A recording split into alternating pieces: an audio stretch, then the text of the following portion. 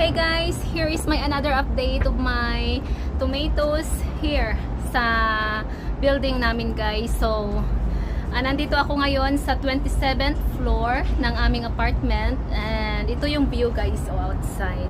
So, maganda 'di ba? Ayan. Pero, yung aking balcony, instead na mga bulaklak ang itinanim ko is kamatis this time. Last time, nagtanim din ako ng mga bulaklak guys. Pero this time, gusto ko naman yung talagang mga vegetable. Ayan, para mapakinabangan ko talaga. So, tulad niyan guys, namumulaklak na siya talaga. Marami na lumalabas. Ayan. Ayan. First time ko, may napapanood ako na mga video na napanood kong pinopruning nila. Hindi ko pa yun alam. Pero the next time, itatry ko yun guys. So, ayan.